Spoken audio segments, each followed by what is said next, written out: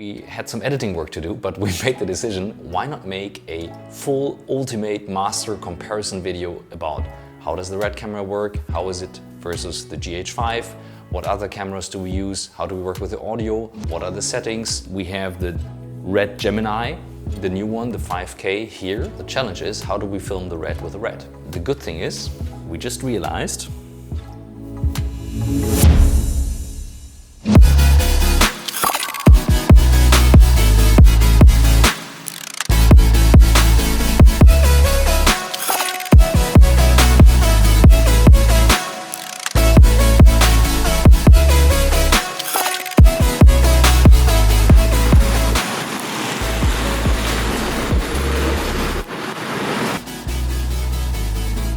and we actually...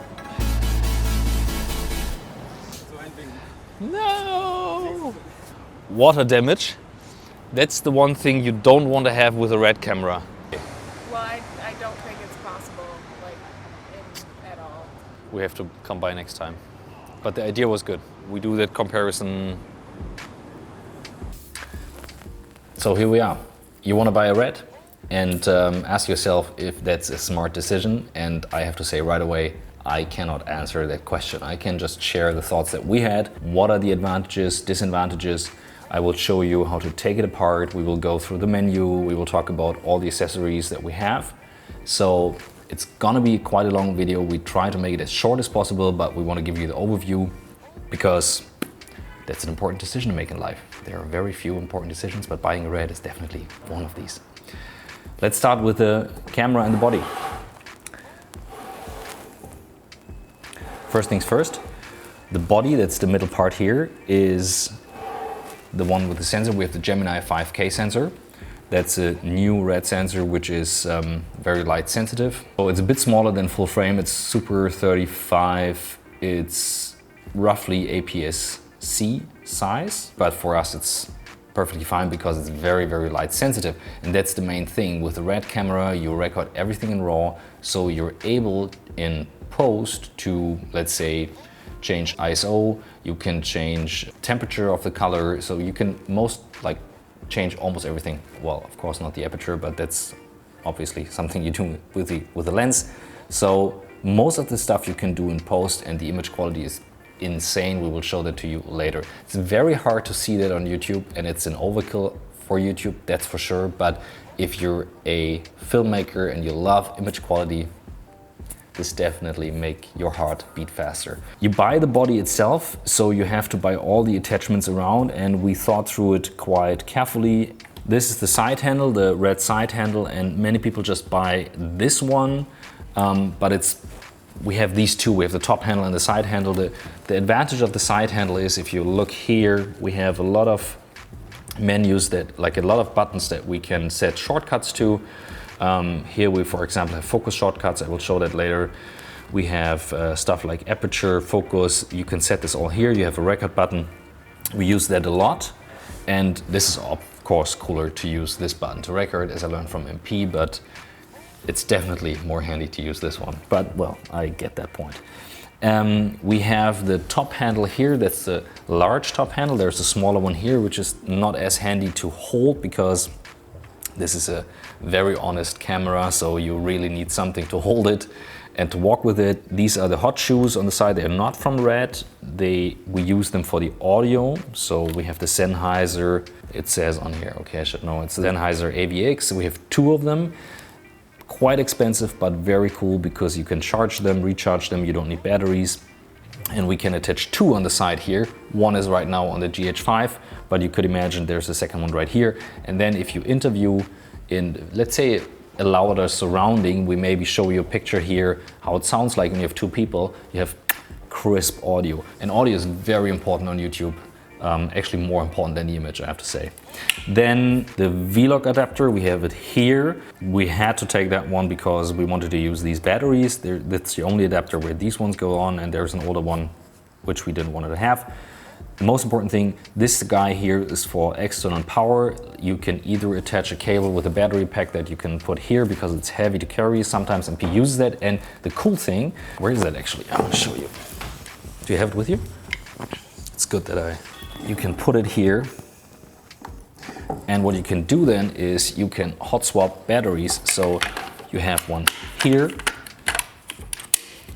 and one here, and you change the batteries when it's empty. That's pretty cool. Or what you can also attach here is an external power source so that you can actually have it like plugged in and then record all day long. So the cool thing about the body is that it's quite modular in everyday use. So if we set up the RED, we actually have to like take some of the stuff off.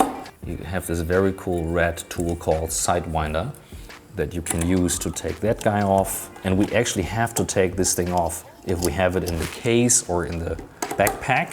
So as you see, here are all the different options to mount. And this guy here is the larger screen in front. So it looks a bit not very handy, but it's a 7-inch full HD screen with much brighter color, and I definitely have to say I'm very happy that we have this screen. You see much more in the picture. It's expensive, it's 2,700 just for that screen, but it's definitely worth it. I mean, this whole thing is an investment in itself. Really think through it if you want to be cheap on the image quality.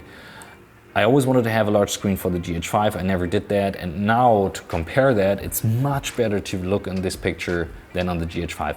I will switch it on in a minute, but I want to show you one thing. What I love about this body and this whole modular idea. You take it off just by screwing here. And yesterday when we were recording, MP was sitting on the side and I was doing the interview, and he just attached it here. And you see how easy that goes. Just screw it on.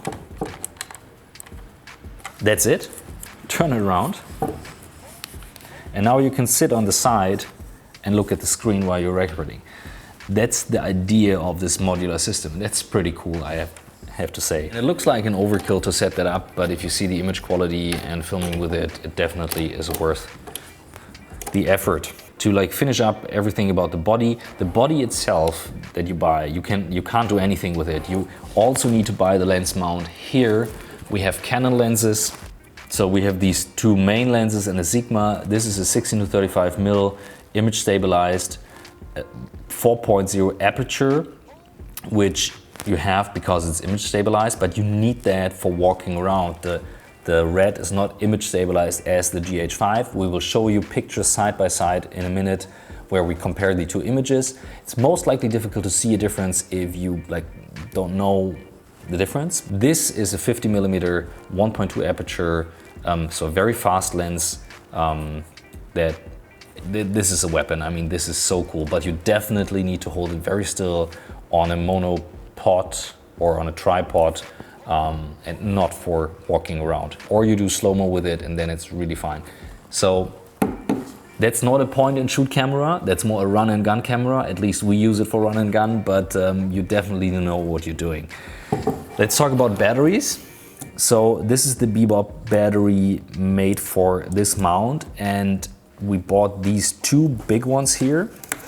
We have two of them because they're twice the size of the RED, the smaller batteries. This is small, nice and tight. It gives you like 40 minutes to record. This is supposed to be twice as much. Let's say it's a bit less than twice as much, but it's good.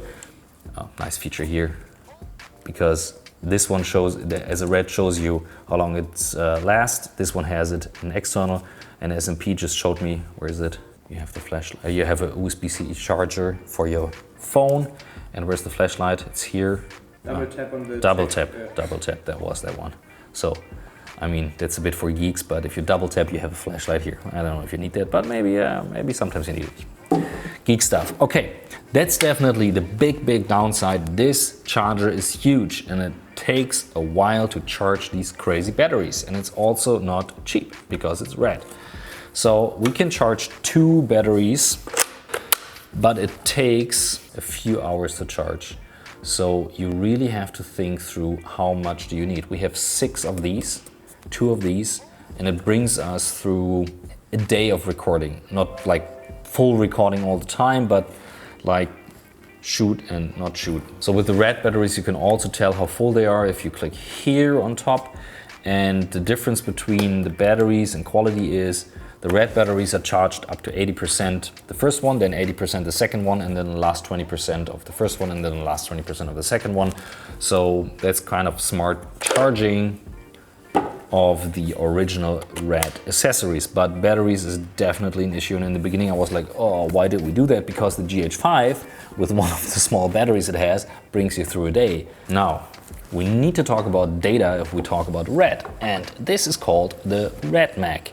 And this RED Mag is 1 terabyte SSD, and it's expensive because it says RED on it. It's a bit more than 2K for this small guy, but you need it because there is so much data going through this card. It comes here, and it brings you through, let's say, like 1 terabyte of data. Depends on the quality you have. We shoot on 5K, 7:1 compression rate, which is not the highest. The highest will be 2:1, but that's definitely an overkill. 5K is already an overkill, but MP always says like, we can record 5K, why don't we record 5K? And I'm like, yesterday we had to record more than we usually have, so we went down in 4K, which is still fine. But in 5K, 7:1 compression rate, this 1 terabyte brings us through 3 hours. And then you have to like transfer the data. So we also have to talk about workflow, but we do that a bit later. Here are the external hard drives. Although we have everything in the cloud and we're a cloud company, we still need external hard drives to store stuff. These are hard drives, not SSD, so they are not as fast. We just bought one SSD to transfer stuff very fast. So if it's recorded all the way through 3 hours on here, we have to transfer the data on the SSD, and it takes from SSD through the computer on another SSD something like 1 hour, which is fast. If you use one of these guys, not an SSD, it's definitely more like 3 to 4 hours that you transfer the stuff. And this can slow down your workflow a lot. Let's switch it on. To not actually waste hours of charging, let's switch it to DC. And here you can now see setup time. That's the actual setup time it needs. Good that I have a coffee with me.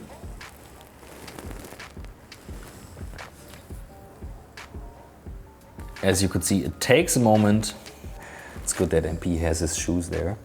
It's very authentic. And then we took the plant from here to put in the back. Let's go through the menu quickly to like see what you have in the RED menu and why it's so nice to see that. It's a complicated menu, but the most important thing is this guy down here, because that indicates how the quality of the image is. And as we can see here now, we have to change, we're losing data.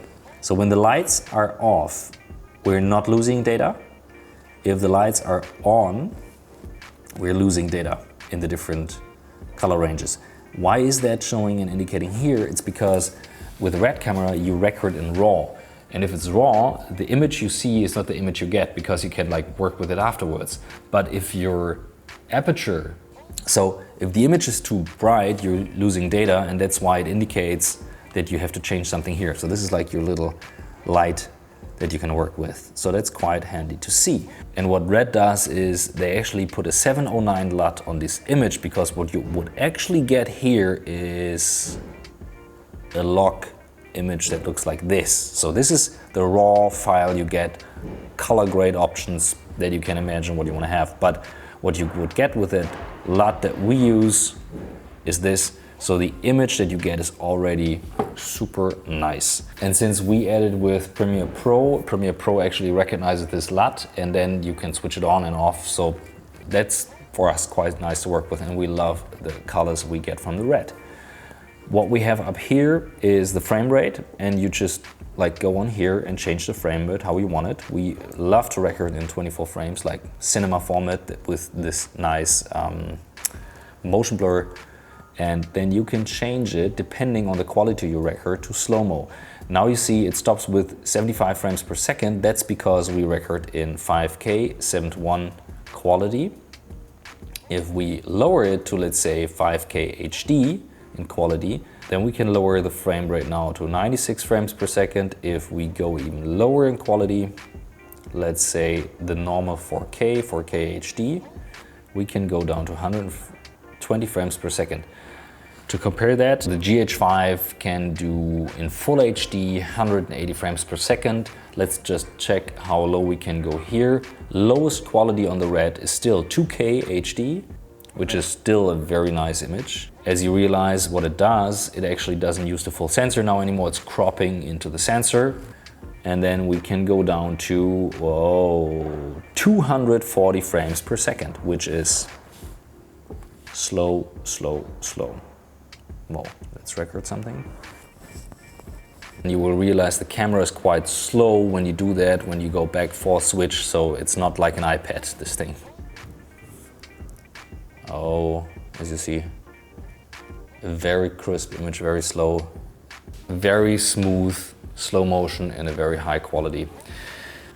But I mean, look at it, like how smooth and how fast you can switch in frames with a camera that is recording cinema quality is insane. It's actually insane. The ISO, you can like change it, that's raw, so you can change it in post, so it doesn't really matter. But with the Gemini sensor, you have better low light performance. You have to switch it here because it changes, the chip records the light in a complete different way. So if you switch to low light, it's calibrating and you cannot adjust that in post because it completely changes how the camera works. That's the low light mode. On the Gemini, that's why we love this sensor here. Yeah, now you cannot really see a difference because it's not low light, but we show you some low light images here.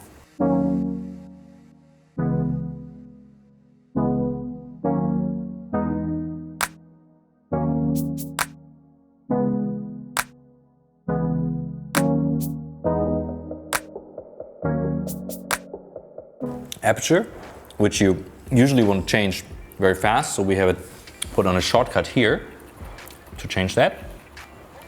Shutter, which you should have 180-degree rule, so if you use 24 frames per second, you want to use 48 on the shutter.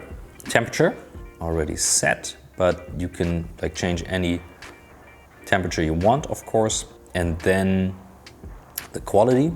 And we have the compression rate. We record at 7.1. We have 2.5 hours on the SSD and we already recorded some stuff. If we go on the very lowest compression rate we have 7 hours, 30 minutes. That's a full day of recording. What I like is up here, it shows you actually the focal length you're recording. So you have that without looking onto your lens.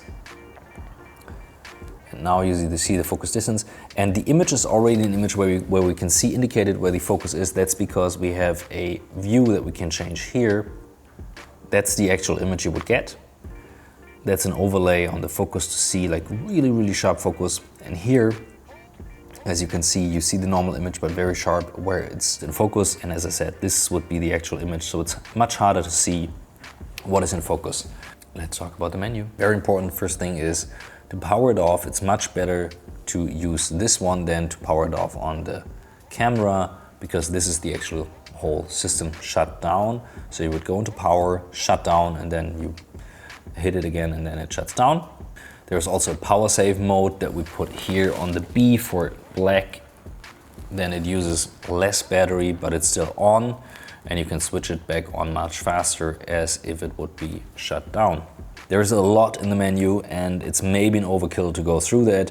What I love is you can add shortcuts here, which we don't have yet, but that's very handy if you want something that is very fast. You can search, that's a pretty cool option. So you go here and search for anything you want in the menu that could be there and then find that, which is very cool. You have the image, white balance LSO as we've seen.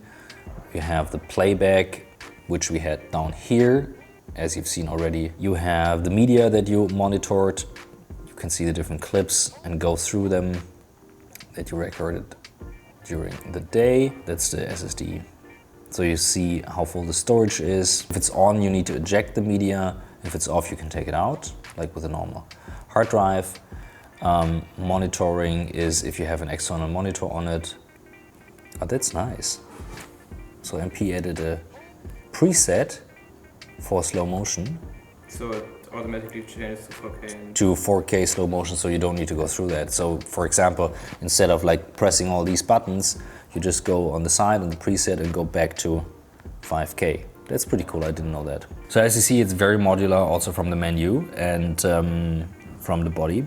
So we now, I think, should talk about audio, because that's a bit different on a RED and why we use these guys.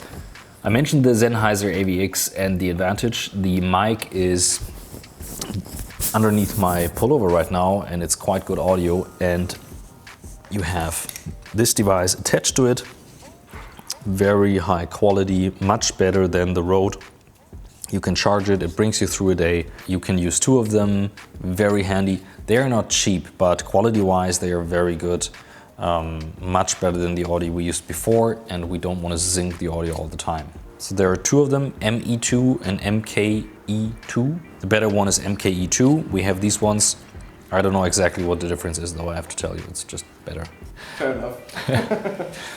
No, we tested different audio, and audio is so important, especially if you're in a loud environment, you want good audio quality. And it's so often that we're at a conference, and if just one of us has a mic on here, it's still good enough. But if two people have this audio on, it's really good. And you put a lot of effort into recording people, and maybe sometimes it's only one shot you get, and you definitely don't want to have bad audio. And the fans up here, they work the way that when you're not recording, when you record it for a long time, they stay quiet as they do now. And if you then pause, they actually go faster and then cool down the camera when you don't have an image recording going on, so it doesn't destroy the audio. Well, I would say that's pretty much it. Small little detail feature. MP found that and I love that. Should I do it? So let's search for it. Enable sounds, and then you can say money shot. And now, if we have the money shot, when you record, and when you then finish recording and you tap again, listen to that. That's the money shot. You don't really need that, it's useless, but it's fun. And why not do things that are fun if you buy a camera that you mostly buy for fun reasons? And as I learned, the money shot is the one most important shot that you need if you record professional video, which I never did. I just do it for fun. What is this? Yeah, well, this is Luke Skywalker. This thing is heavy. This 50 bucks monopod, you shouldn't hold it. Pretty good. It feels pretty good. You shouldn't hold it just here. You don't want to do that. You always want to have two hands on the camera. And then it gives you like one more option to hold it. And this really helps you to hold it stable in a very lean setup. There are much better, stronger monopods out there, but I'm pretty sure no matter who holds the camera, we always make sure you always have one hand on the RED. Don't drop it. We most likely would have recorded more images with just the GH5, and this is the disadvantage of the RED. You have to set it up, you have to take it out, you make much better images, you can do cinema with this thing here, and the GH5 is definitely more for run and gun. It's not point and shoot, but run and gun. We use this thing for run and gun, but if you have a camera like this, you record more stuff. So right now, honestly, we have to say we use our smartphones sometimes if we're in the plane and we don't build it up, or if we don't have the GH5 with us, which is also good enough for a vlog.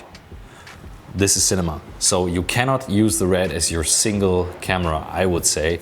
You definitely need another one that you record stuff with. I hope you guys like this video. As I said, we did that because part of the new work journey that we have is making movies, making nice images for you guys and for ourselves, because we love that, and new work is about the things you really, really want to do. So if you like that stuff, make sure you subscribe and leave a comment below if we forgot anything. And you have another video coming up here, and you can subscribe here, and we would be thrilled if you stay with us on this journey, which is definitely not over yet. Thanks for watching.